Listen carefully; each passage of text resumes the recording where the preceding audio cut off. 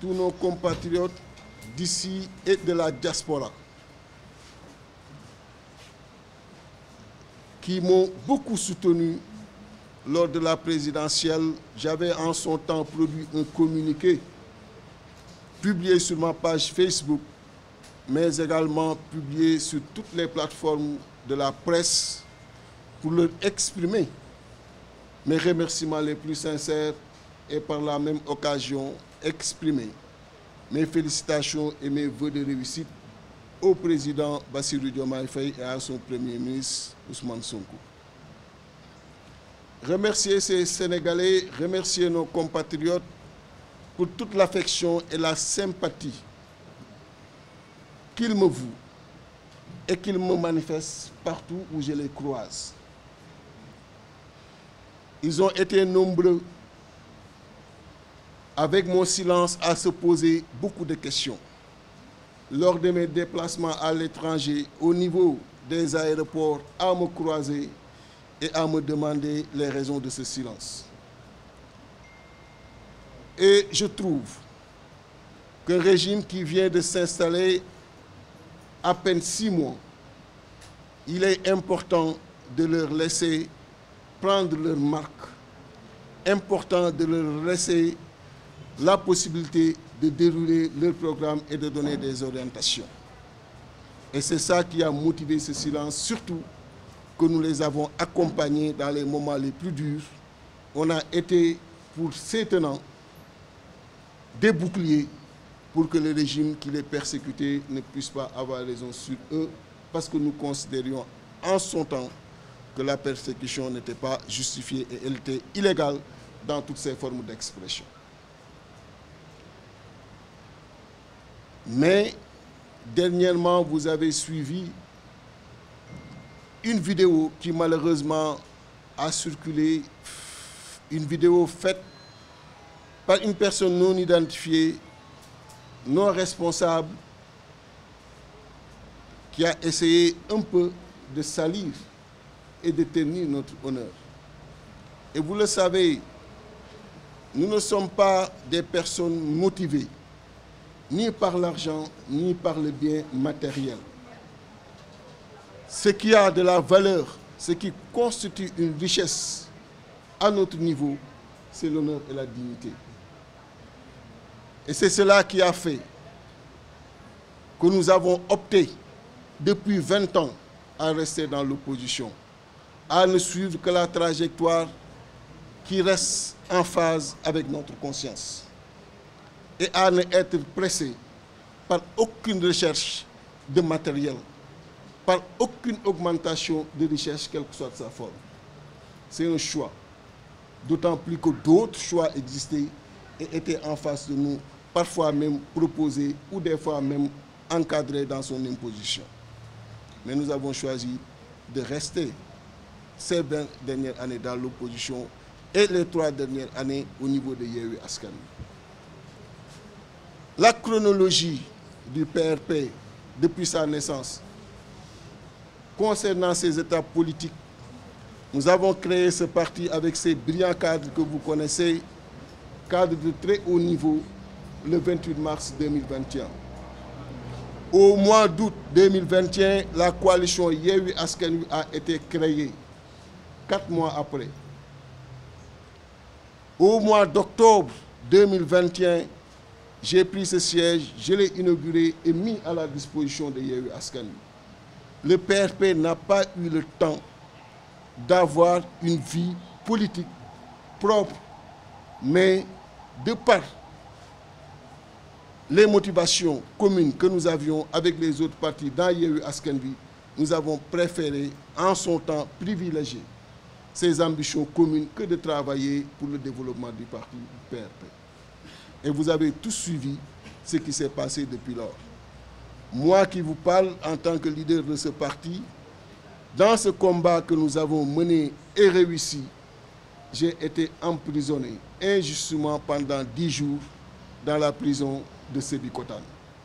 Je l'ai enduré avec toute la dignité qui sied en tant que citoyen, mais en tant que militaire préparé. Et ces 3 dernières années, ce siège qui vous reçoit aujourd'hui a été barricadé pendant 113 jours où il nous était impossible d'y accéder. Vous-même, le plus souvent, avec les organes de presse qui sont là et qui ont bien voulu répondre à notre invitation, vous avez sorti des photos, couvert ce qui se passait ici. On a attaqué ce siège, j'en ai pas parlé en son temps, parce que je ne voulais pas alimenter encore le feu qui couvait le pays. Si ce n'était l'intervention de nos voisins et l'intervention de nos forces de défense et de sécurité, principalement la gendarmerie qui était postée sous le pont pour repousser ces assaillants, ce siège-là serait ce jour-là complètement réduit en cendres. Et je remercie ces FDS. Le lendemain, quand nous sommes venus, il nous était possible de sortir les vidéos. Mais je leur ai dit, dans cette situation, il ne faudrait pas perturber et mettre les populations davantage en colère. Il faudrait me laisser contenir ces situations. Et ce n'est pas la seule que j'ai vécue. Il y en a d'autres dont j'ai été victime, mais j'ai préféré les taire, les contenir, les endosser. Parce que c'est ça aussi la responsabilité. Du lu la laal rek nga tëb yuux dañ lay laal ci lu metti mais tu l'endosses. Nous avons connu cela. Mais dire que Déthié Fall s'est assis avec le fils de Macky Sall pour recevoir de l'argent, mais quand même c'est très très gros. Nous sommes un vendredi. Je suis musulman. Je le jure sur le Saint-Coran que je n'ai jamais vu, à part les photos sur Internet, le fils de Macky Sall. Jamais vu. Mënuma la wax nu mu mel lu dul photo yi may romb ci Internet. Et je pense que s'il s'agissait de s'asseoir avec quelqu'un, j'allais le faire avec le président Macky Sall lui-même, qui a à plusieurs reprises essayé d'avoir ce contact que j'ai systématiquement refusé. Un exemple que vous ne connaissiez pas, que je vais vous donner. Le 20 mai 2023, à minuit passé, un étranger dont le nom a circulé par la suite dans une affaire dont je ne connais même pas si elle est vraie ou pas, a cherché à me voir par le biais d'un ami commun, ce que j'ai accepté finalement. Et quand il est venu, la principale raison de son déplacement était de voir s'il y avait la possibilité, lui et ses amis hommes d'affaires et autres grands dignitaires africains et sénégalais, s'il y avait la possibilité qu'ils m'accompagnent pour la présidentielle, parce qu'après étude, ils avaient jugé, compte tenu de la crédibilité, de l'expérience en politique, de l'expertise, mais surtout de la forte affection et sympathie qu'il y a entre moi et les Sénégalais, mes chances étaient fortes pour que je puisse, si je suis accompagné financièrement, gagner la présidentielle, sous la condition que je m'asseye avec le président Macky Sall pour le mettre lui à l'aise. Ma réponse a été simple et sans équivoque, et je le jure encore sur le Saint-Coran. Jamais je ne m'asseyerai avec Macky Sall pour 2 raisons. La première, je ne brûlerai jamais cette crédibilité, cette confiance que les Sénégalais ont en mon endroit. Et vis-à-vis de ma conscience, ce que tu me demandes m'est impossible. La deuxième raison, il ne peut pas être celui qui persécute aujourd'hui Ousmane Sonko, avec qui je suis actuellement, et que lui m'entende plus tard que j'ai eu à commercer avec son bourreau. Pour ces 2 raisons, vous pouvez considérer que cette discussion, nous pouvons y mettre un terme tout de suite. Et ce n'est même pas la peine de prendre un autre rendez-vous. Ce qui s'est passé, c'était la seule fois qu'on s'est vu, il n'y a pas eu une deuxième fois. Parce qu'il a compris le message. Et celui qui a été témoin de cette discussion, notre ami commun, ça fait juste 1 mois qu'il est passé à la maison pour me dire une chose. J'ai suivi beaucoup d'acteurs politiques J'ai été en contact avec beaucoup d'acteurs politiques. Mais je vous le jure, il y en a peu qui ont la crédibilité que vous avez. Il y en a peu qui ont ce rapport avec l'argent et le matériel. Décliner une si grande possibilité en tant que candidat pour ta crédibilité et pour un ami, je te dis que tu es le seul à le faire. Parce que pour moi, la dignité et l'honneur n'ont pas de prix. Parce que pour moi, la réussite, le succès, c'est l'affaire du Tout-Puissant, c'est sa volonté qui, en toutes circonstances, si elle est inscrite sur le chemin de ton destin, te croiseront. La réussite et le succès, si ils sont inscrits sur le chemin de ton destin, te croiseront. Et je reste foncièrement convaincu de cela, que pour rien au monde, je ne ferai quelque chose qui n'est pas conforme à ses valeurs pour justement du bien matériel. Et dans ma nature de compagnonnage avec quelqu'un, c'est de toujours le défendre, de me servir et de me mettre en bouclier, d'ignorer mes intérêts personnels, d'ignorer l'intérêt de mon parti, pour être à ses côtés, pour que rien ne lui arrive. Et c'est comme ça que j'ai fait ces 3 dernières années, et rien d'autre que cela. Donc, c'est totalement faux. Je le précise parce que c'est un devoir que j'ai vis-à-vis des Sénégalais, de lever toute équivoque, de lever toute calomnie sur ma personne et ma démarche. Parce que maintenant, c'est devenu presque une nature de vouloir calomnier quelqu'un pour je ne sais quelle raison. Et ce qui est grave, ce sont des personnes non identifiées, qui ne sont responsables d'aucun parti, qui ne donnent même pas de nom, qui ne laissent même pas de visage, qui font leur audio et qui font circuler ça de façon virale. Dans mon rapport avec la vérité et dans mon rapport avec les Sénégalais, il importe, quand cela arrive, que je me mette en face d'eux. Et comme on m'a toujours connu pour lever ces calomnies, ça n'a jamais existé. Je n'ai jamais eu de contact ni avec le fils de l'ancien président que je n'ai jamais vu à part ces photos sur Internet. Je n'ai jamais été en contact commercial avec le président Macky Sall. Les 3 contacts dont je me souviens, c'est quand il nous recevait le 1er décembre 2016, toute l'opposition au palais, après le dialogue politique. Le deuxième, quand il présidait le colloque des polytechniciens au CICAD. Et le 3e contact, quand les Lions ont gagné la Coupe d'Afrique. Et à l'aéroport, opposition et pouvoir, nous avions convenu devant tous les caméras de recevoir et d'honorer ceux-là qui venaient de le faire, pour nous et pour l'Afrique. À part cela, il n'y a jamais eu de contact. Il a essayé, en un moment, de me mettre dans son gouvernement. Il a envoyé quelqu'un un message qu'il a bien voulu me faire parvenir sur son intention, avec les ambitions qu'il a pour le pays et l'expertise qu'il me connaît, d'être à ses côtés pour travailler pour le pays. Mais pour les mêmes raisons que j'ai évoquées tout à l'heure, pour celui qui a voulu financer ma candidature, pour ces mêmes raisons, j'ai dit à ce dernier qu'il m'était impossible de collaborer avec lui, impossible de travailler avec lui dans le gouvernement. Et sur cette même audio qui circule, on m'a dit que je n'ai jamais rendu visite à Ousmane Sonko quand il était en prison. Et vous tous, vous êtes à l'aise parce que vous avez été témoins et vous avez couvert cette visite.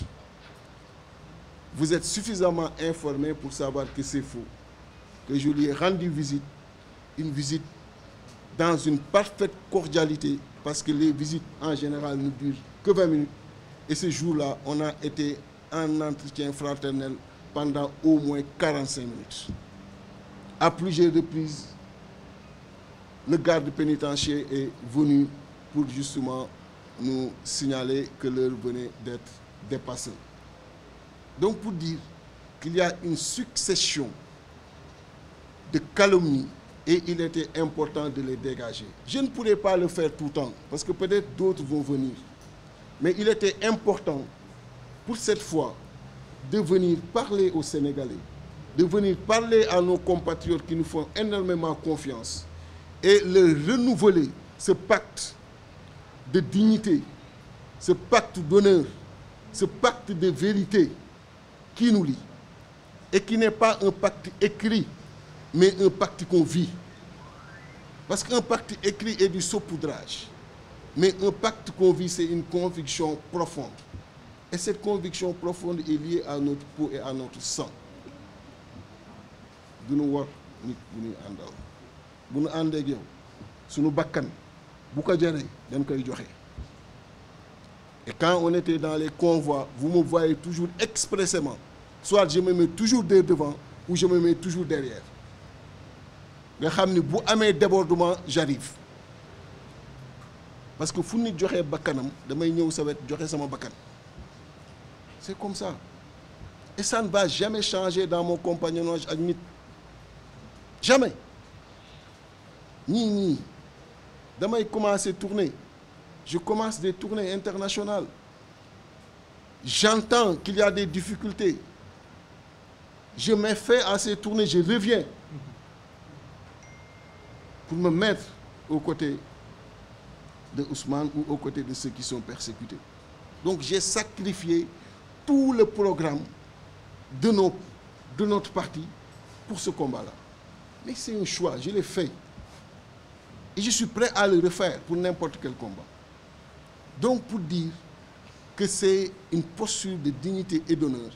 Et donc s'il y a des calomnies qui viennent aujourd'hui salir ou mettre un doute sur nos compatriotes, dans l'esprit de nos compatriotes, c'est de notre devoir de venir lever ces doutes-là. Donc vous dire encore une fois que toute ma vie, je l'ai consacrée aux préoccupations des Sénégalais et je continuerai à avoir cette posture. Il est évident que ces 6 derniers mois, je n'ai pas eu de contact ni avec le président Ousmane, ni avec le président Bassirou Diomaye Faye. Et je comprends. Ils ont de hautes responsabilités et peut-être c'est ça qui fait qu'ils ne peuvent pas être en contact avec tout le monde. Et à chaque fois, dans les aéroports ou partout ailleurs, quand j'ai été interpellé, on ne te voit pas dans ce qui se passe aujourd'hui, on ne te voit pas dans les affaires de l'État. J'ai toujours esquivé la question en leur disant qu'il était important de leur donner du temps. Et nous tous, qu'on leur souhaite une très grande réussite. C'est la réponse que j'ai toujours réussi. Même vous, journalistes, vous avez essayé par tous les moyens de me faire parler.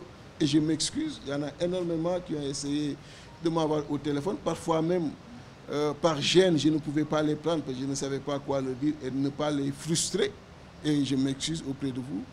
C'était toujours pour mettre à l'aise nos amis et faire en sorte que ce qu'ils ont engagé, le combat que nous avons fait ensemble, qu'ils soient suffisamment à l'aise pour le mener et pour le réussir. À l'approche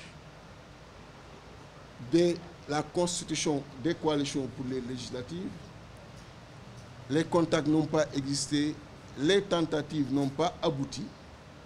Nous avons un parti politique et nous avons le devoir, l'obligation de nous prononcer sur ce qui se passe dans ce pays-là, de donner notre point de vue sur la marche du pays. Ce qu'on pouvait faire avec eux s'il y avait cette association.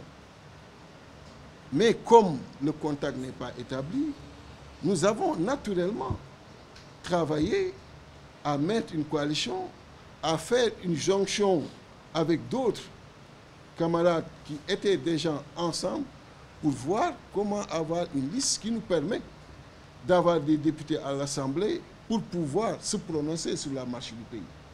Donner notre point de vue, donner des orientations qui peuvent aider et soulager les préoccupations de nos compatriotes. Il n'y a que ça. Il n'y a aucun problème, il n'y a aucune envie de faire mal, aucune envie de faire sombrer le travail de qui que ce soit. Mais il y a juste une obligation en tant qu'acteur politique, en tant que citoyen sur qui les Sénégalais comptent et qui depuis lors t'interpellent et qu'il y a une occasion avec le Parlement de porter leurs préoccupations, de se mettre en coalition pour porter leurs préoccupations. Pas plus que ça. Naturellement, le moment venu, et à chaque fois que nécessaire, s'il y a lieu, en toute objectivité, de dire notre point de vue sur la marche que nous jugeons pas du tout correcte, rassurez-vous, comme on l'a toujours fait, devant les Sénégalais, on le refera toujours. Parce que, je le répète encore une fois, ça fait 20 ans que nous sommes dans l'opposition et c'est un choix que nous avons fait. Si on était à la recherche de privilèges, on serait aujourd'hui, on aurait été depuis lors et successivement, soit dans le gouvernement du président Abdoulaye Wade ou le gouvernement du président Macky Sall. Mais nous ne sommes pas à la poursuite de privilèges. Donc, nous avons fait cette démarche uniquement pour avoir une représentation et pour donner notre point de vue au niveau du Parlement. Ce qu'on aurait pu faire, je vous le répète encore une fois, si ce contact avait existé et cette association avait existé, ce qu'on aurait pu faire avec ceux qui sont là. Et nous leur souhaitons une excellente réussite dans leur mission.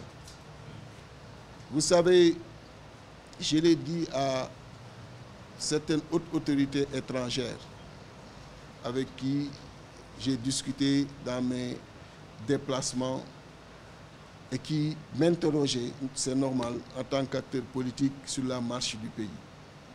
Ma réponse à elle toute est sans équivoque.